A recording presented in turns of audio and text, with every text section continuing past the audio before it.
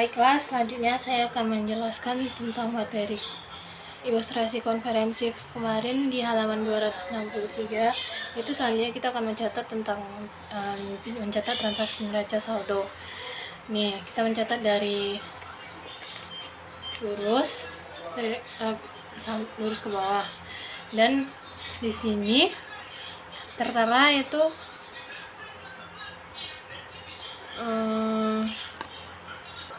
jadi diferensial yang 150 juta yang dibagi-bagi itu dicatat di neraca saldo PT Satria itu sebesar 150 juta.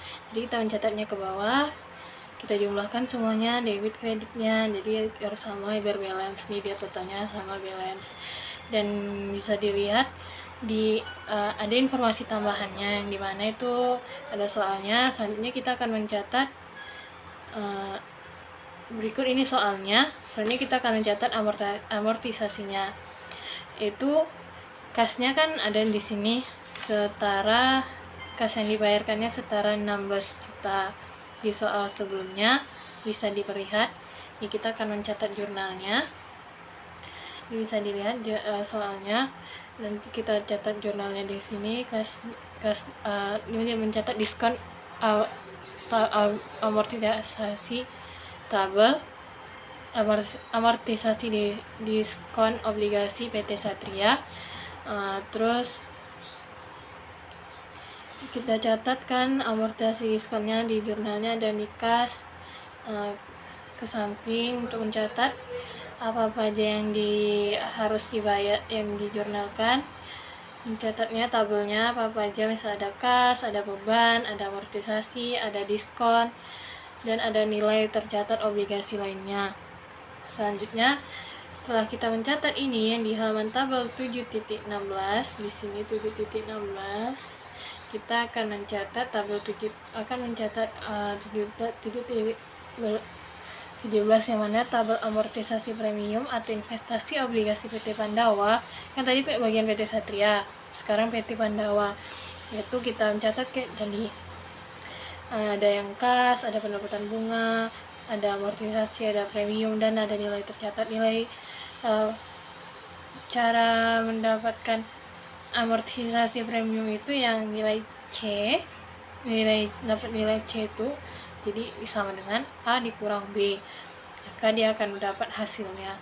Dan begitu pula nilai D nya ini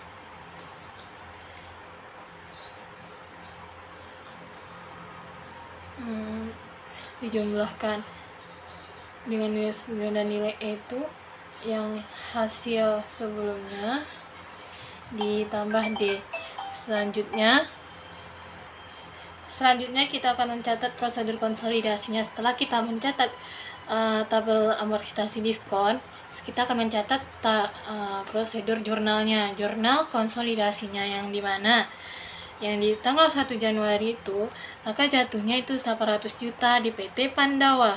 Pertama kita akan mencatat jurnal PT Pandawa sebesar 800 juta. 800 juta ini didapat di soal sebelumnya yang ada PT Pandawa membeli saham dari PT Satria pada tanggal 1 Januari 2015 itu senilai 800 juta. Maka di sini jurnalnya tercatat investasi pada PT Satria pada kas. Kreditnya kas, investasinya debit.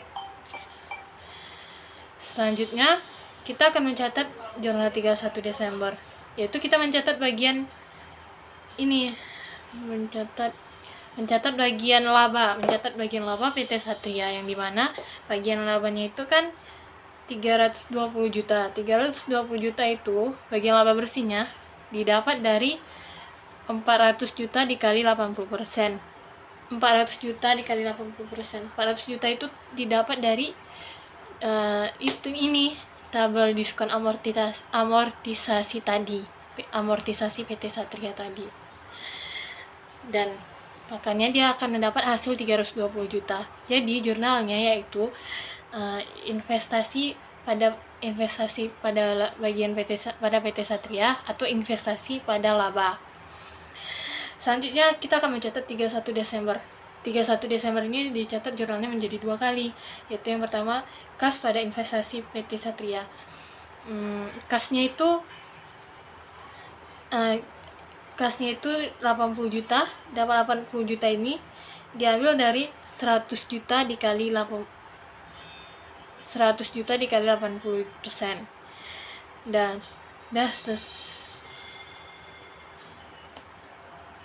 selanjutnya kita akan mencatat jurnal diferensialnya yang buana.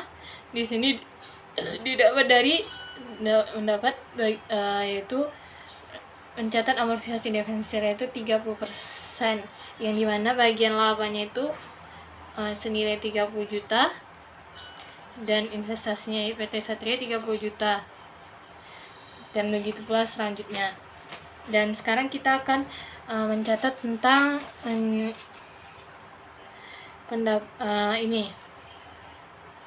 investasi.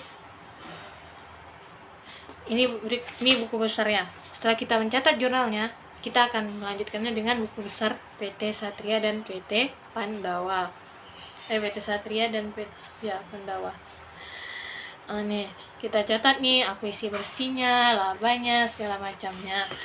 Dan begitu juga dengan PT Satria. Setelah kita mencatat buku besar, kita akan mencatat perhitungannya, yang dimana mencatat ke bawah dan ke samping, yang dimana sebagai berikut: ada saldo, ada laba, ada ini bukan ini maksudnya perhitungan jurnal eliminasinya.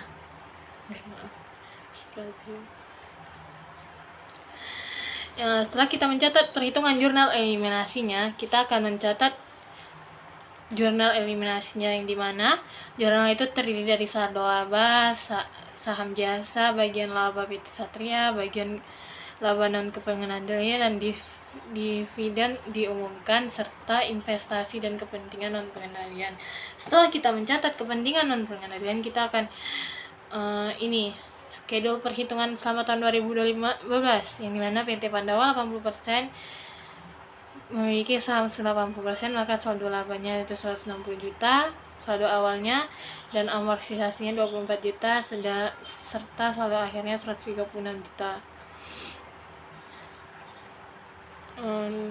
Dan kepentingan non kemenarian itu 20%, yaitu 40 juta, dan saldo amortisasinya 6 juta, dan totalnya 34 juta. Serta persediaan ditambah tanah, ditambah bangunan, akumulasi, dan goodwill. Dan ini kita akan mencatat jurnalnya. Setelah kita mencatat jurnalnya, kita akan mencatat kertas kerja konsolidasi, yang dimana kertas kerjanya kita terbagi menjadi dua, yaitu di sini kita bisa mencatat PT Pandawa dan PT Satria. Selanjutnya kita catat, setelah mencatat ini, kita catat dengan perhitungan ke samping dan ke bawah. Setelah menyelesaikan kertas kerja konsolidasinya, yang dimana itu terdiri dari laporan rugi, laba bersih konsolidasi, laba perusahaan, saldo laba, dan laporan posisi keuangan, kita akan mencatat laporan keuangan konsolidasi tahun 2015. Itu PT Pandawa dari entitas anak, dan PT Pandawa dari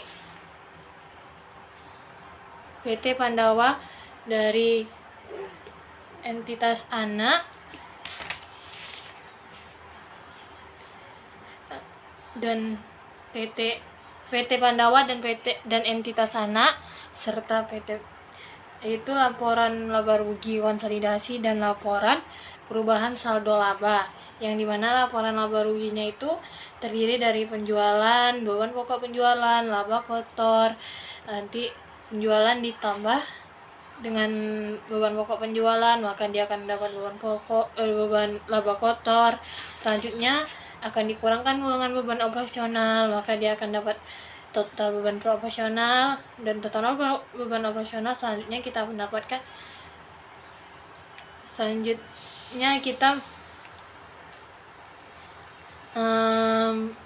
mengurangkan dengan beban lain-lain, menjumlahkan pendapatan dan beban lain-lainnya. Setelah kita mendapatkan total beban operasional dan total pendapatan beban lainnya ya, baru kita kurangi dengan laba kotor, mengurangi total beban operasional dan total pendapatan lain-lainnya, maka akan dia mendapatkan laba bersih konsolidasi. Dan bagian laba kepentingan non kependaliannya itu di bawah, serta bagian laba entitas induknya. Bagian labanya ini didapat dari total bagian labanya ini yaitu 49.670 total bagian laba, dan bagian laba entitas kepentingan non kependalian dan bagian laba entitas induk. Selanjutnya kita akan mencatat laporan perubahan ekuitas. Laporan perubahan ekuitas itu terdiri dari saldo laba awal, laba, dividen. Jadi itu semua kita jumlahkan, kita kurangi dengan dividen, maka dia akan mendapat saldo laba akhir. Dan setelah kita mencatat saldo laba akhir, maka kita akan mencatat laporan posisi keuangan. Ini paling terakhir di PT Pandawa dan PT Satria, yaitu dibagi dua, yaitu ada aset, ada liabilitas. Asetnya terdiri dari kas, piutang, sediaan, tanah, bagian dan peralatan, akumulasi, penyusutan, mesin daging, akumulasi amortisasi, dan goodwill.